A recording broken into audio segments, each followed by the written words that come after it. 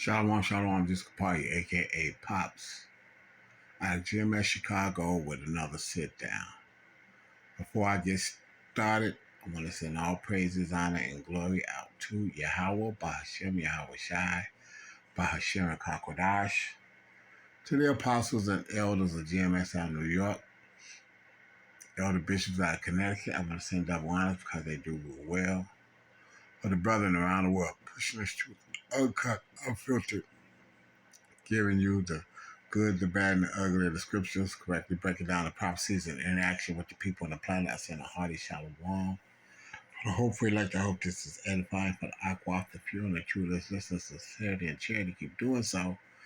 But for the scorners, call for reprobate, 2/3 Israelites and 17 other nations, when they miss Jacob trouble, Israel's going to get a whole lot worse. Anyway, you see this. This is this was put up 7 days ago. But it's a old interview with Bill Cosby back in 1968. Okay, I was only about 7 years old when this thing first came out. There's that and the other. Oh, and I couldn't tell you whether it was before or after King had been assassinated and this type of thing. Not that it made a whole lot of difference or anything of that nature. Just in the matter of the civil unrest that was here in America at the time. Okay? But, as they say, as the scripture says, Jeremiah 17:4, you were discontinued from your heritage. As a matter of fact, let me get that. Jeremiah 17:4.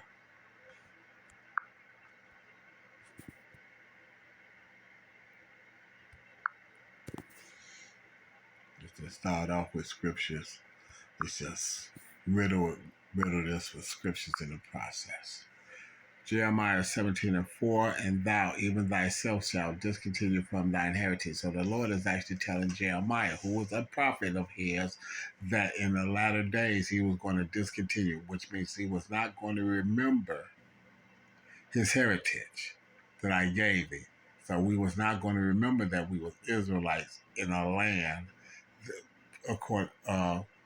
in accordance with Deuteronomy 28:68, in a land that we had been taken to. We was not going to remember our heritage. We was not going to remember who we were. And they showed you that in the TV series, the documentary TV series, blah, blah, blah, Roots, where they beat Kinte's name from him and made him forget. Okay, so they definitely took our heritage. Had to take the heritage because according to Ezekiel, not Ezekiel, Zephaniah, not Ezekiel, Zephaniah 3:9.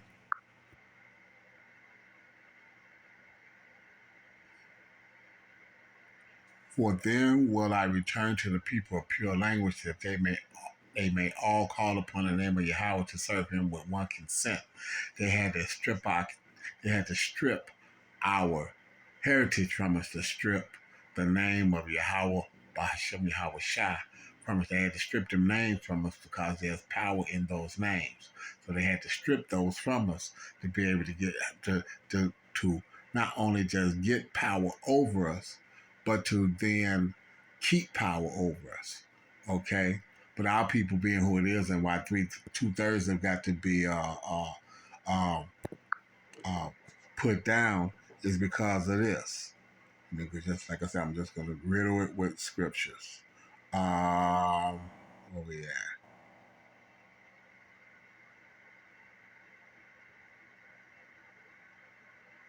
The second Maccabees? Let's see.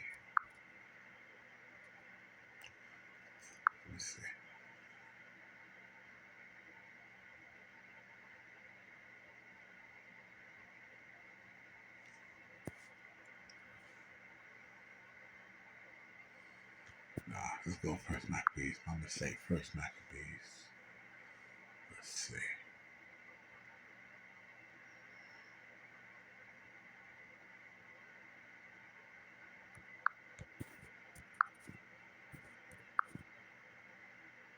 Okay, yeah, First Maccabees. See, okay, we know we're talking about Alexander and First Maccabees, but I'm gonna go down here to verse 11. In those days went there out of Israel wicked men who persuaded many, saying, "Let us go and make a covenant with the heathen." So they made a covenant with their enemies. Okay, so they wanted to get away from the things that that was good, that was taught them, that was the statutes of life and how to live your life.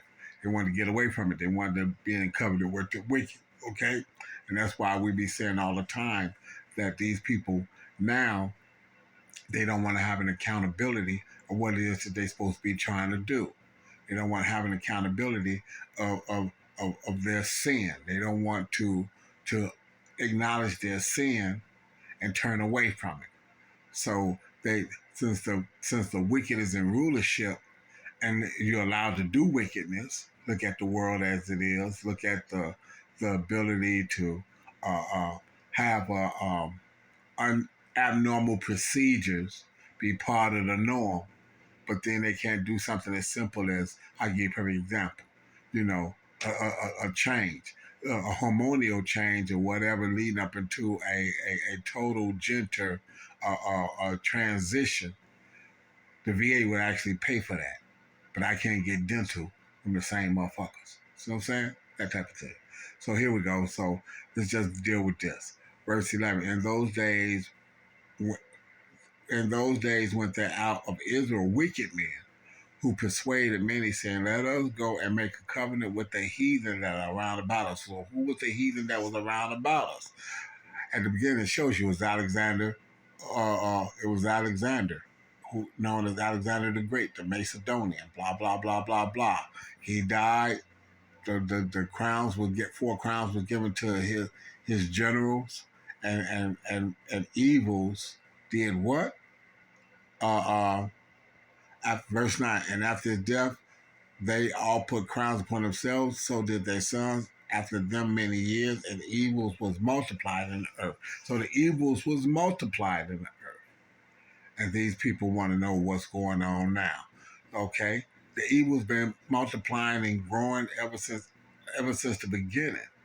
Ever since Eve and the kingdom. Okay? I mean Eve and Eden. It's been growing. Okay, so but in verse 11 it says this: In those days went there out of Israel wicked men who persuaded many, saying, "Let us go and make a covenant with the heathen that are round about us. For since we departed from them, we have had much sorrow." So this device pleased them well. So it pleased the heathen, the the Edomites that was in rulership, that the Israelites wanted to join themselves into. Okay. Uh, okay, so verse 13. Then certain of the people were so forward, means they were so fucked up and so out of it herein uh, that they went to the king who gave them license to do after the ordinance of the heathen. No circumcision, eating abominable foods and everything else. So our people was gone. Okay, so by the time uh, uh, uh, by the time they got into the time when Yahweh Shah showed up, they was uh, 300-400 years removed from even trying to keep their customs. Even then, okay, even then, but you had some that was still trying to hold on and still trying to be that. But Jeremiah 17:4 hadn't came into play.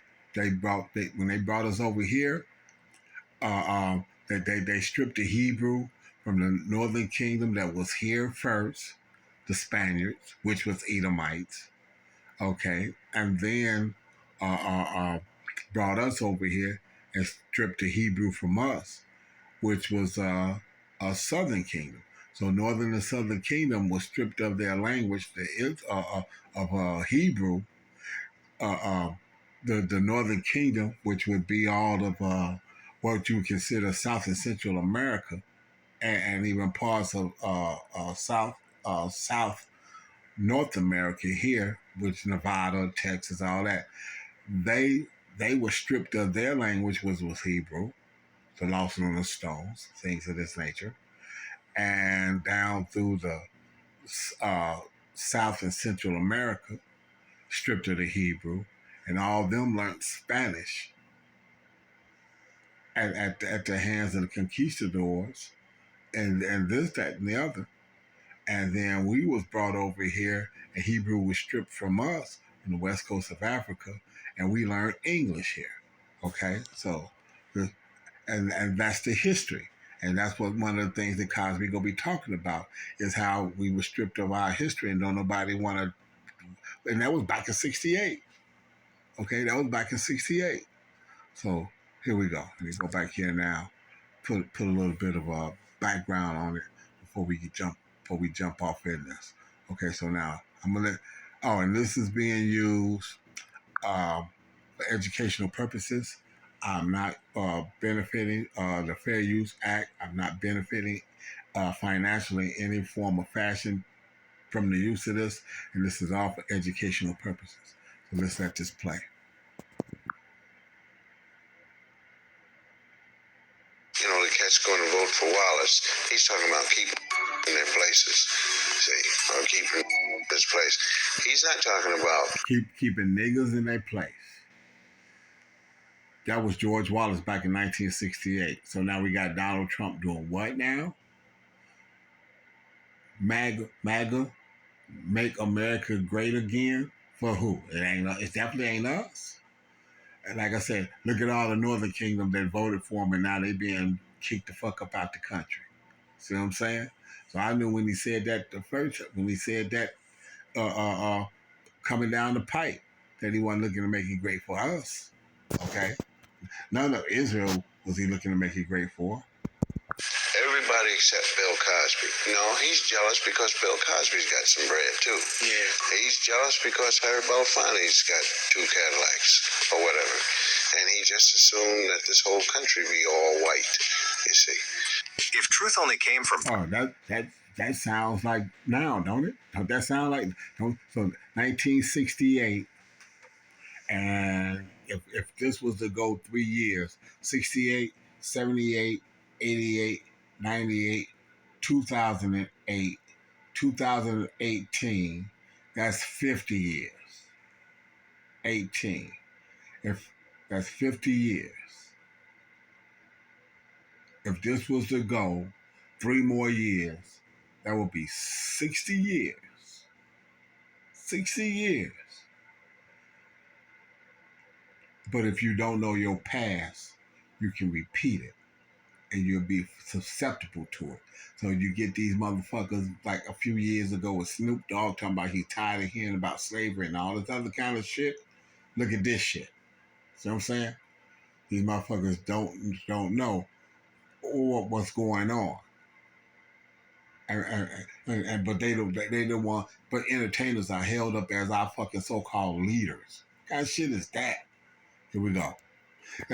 Our leaders, which are controlled by the Rothschilds, the Oppenheimers, the Bilderbergs, the DuPonts, and the Gettys. Okay, through manipulation of billionaires controlling multimillionaires. The mindset is the narrative has got us got us. I won't say us. Got the 2/3 chasing a motherfucking pipe dream. Okay, because basically it all is all going up in smoke. They all smoking crack, as they would say back in the day.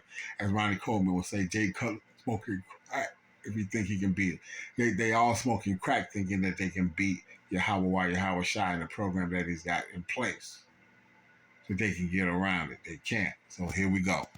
Perfect people. We'd never hear it. That's something we have to understand. Bill Cosby's legacy is complicated, but that doesn't mean we should ignore everything he ever said. Back in 1968, he spoke on issues that are still relevant today. How black history was being erased from schools, how politicians... Okay, so say black. Afro-American history was being erased from schools. Afro-American. Okay, so now I'm named after 2 motherfucking Edomites, Scipio Africanus, and Amerigo Vespucci, African American. So my heritage goes back to 2 Edomites, is what you're trying to tell me. Okay. See what I'm saying? And they want to erase it. So they have erased it now. Now they want to call it critical race theory. They don't want to call it history. They want to call it critical race theory, even though all the fucking shackles and chains and everything else, it has been well documented. The man's scenario is well documented, but he figured if he take the books and the chains and everything and just bury the shit, that we'll forget the shit. And these 2/3 niggas would absolutely forget it. But the light has been shined upon the Israelite men, the hopeful elect, that is willing to stand boldly. Wisdom of Solomon. There we go. Yeah. Let me get that. Wisdom of Solomon. Hold on. Let me pull that back up there. Wisdom of Solomon. Let's get this.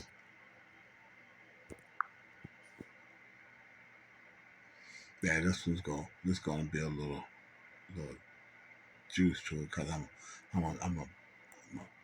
not just going to quote. I'm gonna pull. Wisdom of Solomon 5:1. Then shall the righteous man stand in great boldness. Then shall the righteous man stand in great boldness before the face of such as have afflicted him and made no account of his labors. When they see it, they shall be troubled with terrible fear and shall be amazed at the strangers of his salvation. So then shall the great man stand in great boldness before the face of such have afflicted him. So what is that great boldness? Standing in front of this Edomite in his kingdom and telling him what it is that he's doing, what it is that he's pulling, and the BS that he think he's supposed to be able to do and get away with. Okay? That's that. That's what that's about. Let me get another scripture. Okay, so this is Psalms 119:46. I will speak of thy testimonies also before kings and will not be ashamed. So stand boldly. So what was that Shadrach, Meshach, and Abednego told the king? We're not going to be careful about how we talk to you. We're going to tell you we're going to give you the skinny. We're going to tell you hardcore and uncut and unfiltered that we ain't going for it. Like I said, our Lord can save us, but even if he don't, we won't worship that false idol that you got going. This, that, and the other. Okay? Like I said, I could just drive this point home of just standing boldly in the face, but that's not necessarily what this lesson is about. So let me get back to it.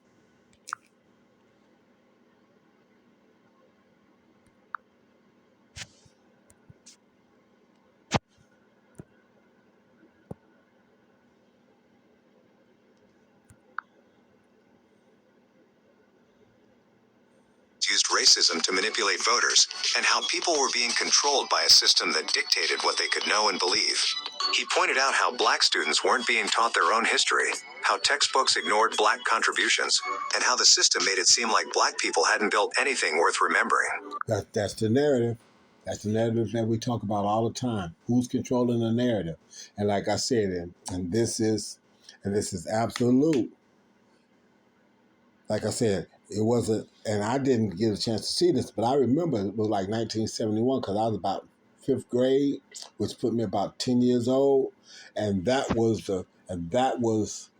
about the time that my teacher wanted to actually move me a few grades up, like maybe 8th grade or possibly even high school, because we was pulling down the Halloween shit and putting up the Thanksgiving shit. And I said, "Hey, Mr. Luckingham," I still remember that teacher's name.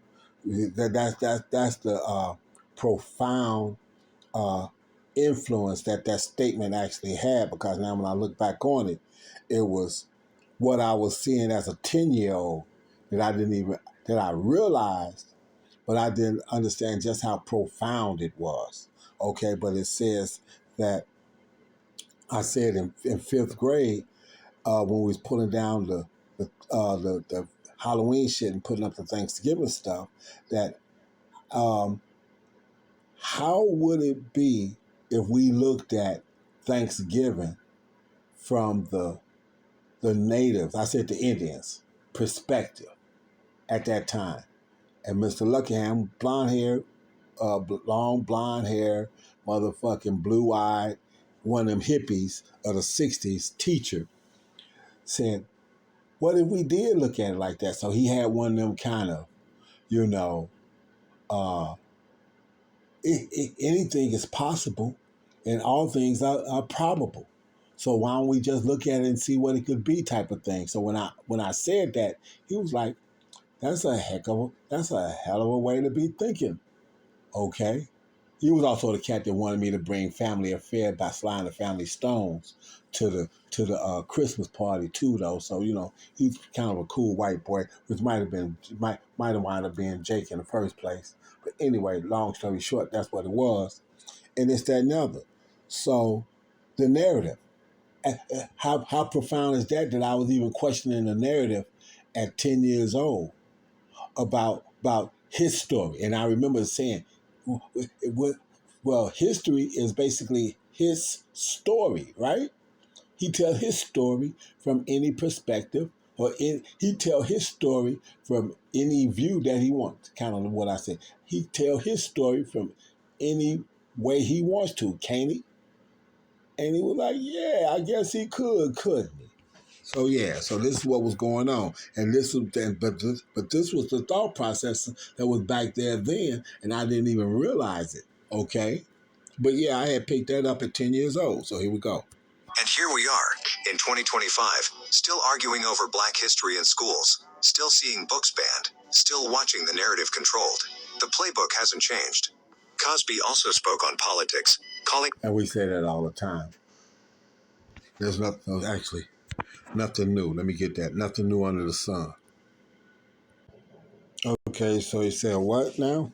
The thing that has been is that which shall be, and that which is done is that which shall be done, and there is no new thing under the sun. The playbook. The players change, but the playbook, the game remains the same here in America. Keep the Israelite under your fucking thumb. Keep them under your thumb, period. Nothing's changed. Keep them under your thumb and keep yourself in rulership. That's the Edomites Bible.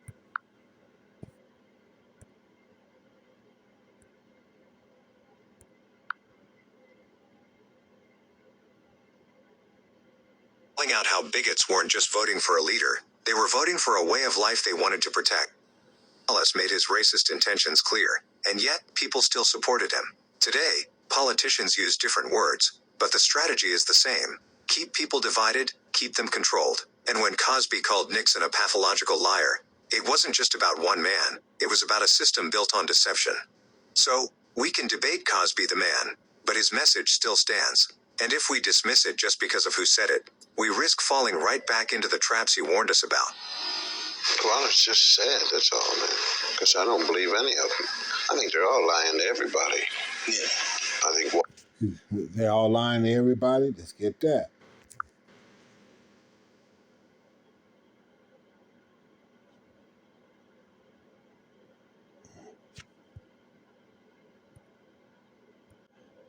Okay, this is John 8:44. Ye are of your... This is in red, so this is Yahweh Shai. He was actually speaking to Israelites, but they was taking on ways of the heathen. Ye are of your father the devil, and the lust of your father ye will do. He was a murderer from the beginning, and abode not in the truth, because there was no truth in him. When he speaketh a lie, he speaketh of his own, for he is a liar and the father of it. So Cosby said they all telling lies. True statement. Okay. Wallace is lying to the white bigots, and they're out there talking about George is going to do it, because George ain't going to do it. True. You know. Now, who was that cat today? I read in the paper. It was the president of the NAACP up in Connecticut, shaking hands with George Wallace. Did you see the picture? This picture of the cat. I forgot his name, man. Shaking hands with George. And I said, well, you know, in Connecticut. Now, what is this all about? When George is talking about he's going to run over us with his car, which is going to be funny to see that, you know. Definitely. Because the cat's talking about he's going to be president of the United States of America. And this is the man that the bigots are voting for. See?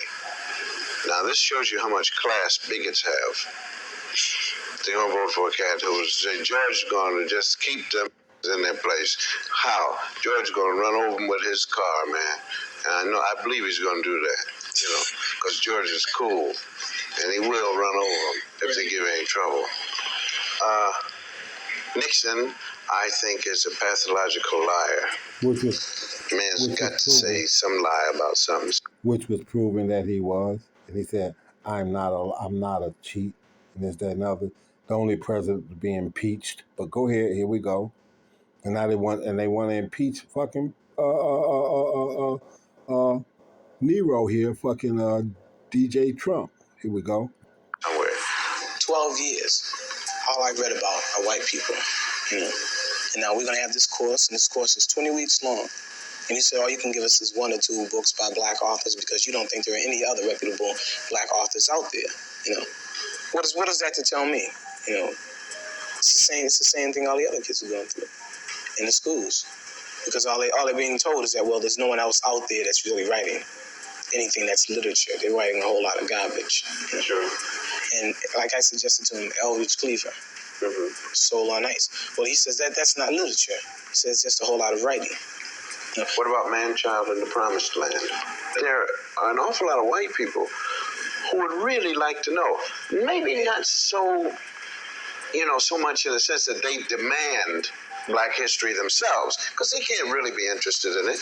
I don't look for a white person to be so interested in something that has to do with black people, because he's not educated that way. He's not brought up that way. He lives in his own community. He goes to his own school. He dates his own women, except for when he wants to slip out and find something interesting, the same way the black man slips out to find something interesting.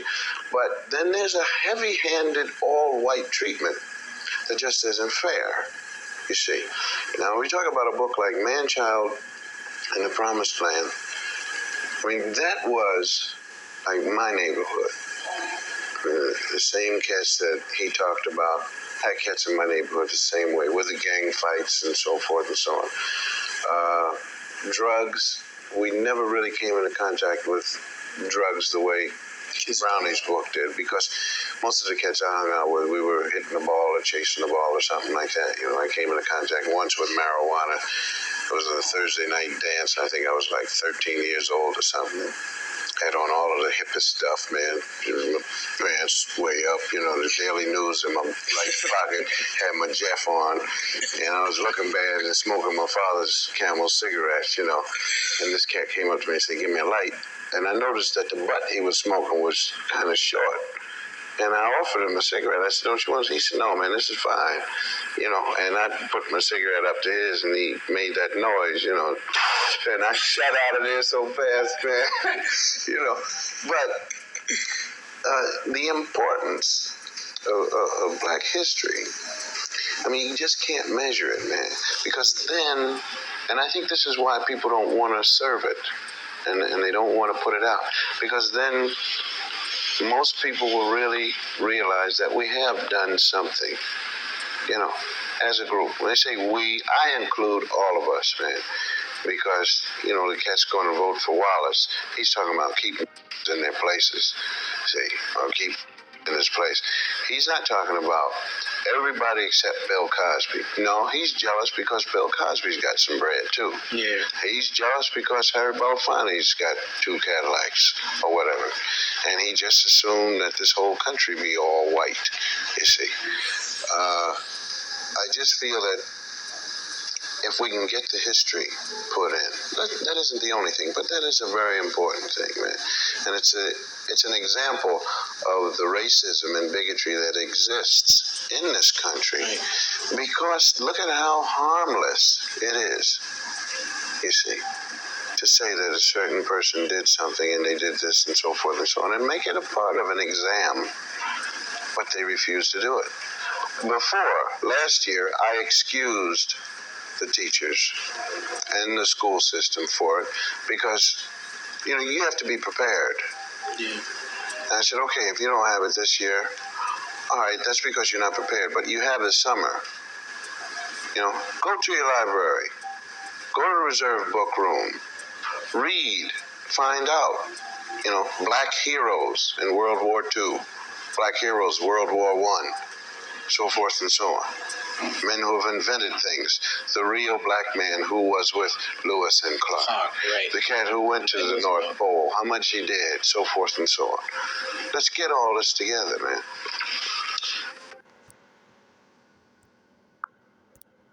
This app could be the end of trade. And that's it, period. So that's what I'm saying. So, these people don't want to deal with us and this, that, and the other. They have a perpetual hatred, pursuant to Ezekiel, the 35th chapter. Okay. So let's get that. Let me get that. They want to keep us down because, like the female scholar, white scholar, be breaking down and getting them to understand that they wouldn't want to change positions with us to save their life. Let me see, 35:5. Is that it? Because thou hast had a perpetual hatred and hast shed the blood of the children of Israel by the force of the sword in the time of their calamity, in the time that their iniquity had an end. So slavery has been over for how long now? Signed off as a law to not be able to have it for how long now? But we still caught in the racist trap, and this, that, and other. But that's all by design. And the only way we're going to get out of it, as the scripture says, redeemed, pursuant to Deuteronomy 28 to 68 chapter, is through Yahweh Shai coming back. So that's what we need to be asking for, praying for, and asking the Lord, and hoping, and deep down in our mind, meditating on, Lord, come and get us up out of here, and voicing it. So I hope that this is edifying. I want to send all praises, honor, and glory out to Yahweh, Ba'ashem Yahweh Shai, Ba'ashem Kakwadash, to the apostles and elders of GMSI New York. Again, double honors, elder bishops, double honors because they do real well. Hopefully, hope that's edifying and uplifting to know that, like I said, we still in the same fucking battle. It's got the same fucking shit that was going on since the 60s. Some of the music still prevalent, Marvin Gaye, Trouble Man, and all this other kind of stuff. All these things, what's going on, and all that still going on. What's going on is still going on, and we still ain't out of it yet. So hopefully, if this is edifying, once again, so for the hopefully like a hearty shalom, and for the rest of the world, a Baba Ball.